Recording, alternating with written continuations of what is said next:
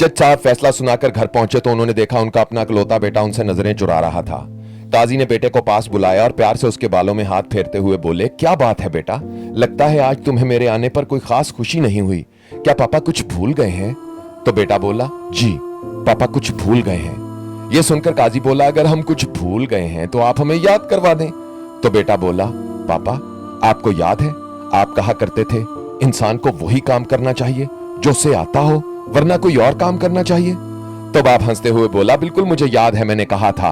अब देखो ना, अगर कोई गधा गाड़ी चलाने वाला शख्स हवाई जहाज चलाएगा तो वो हवाई जहाज का और अपना दोनों का नुकसान करेगा।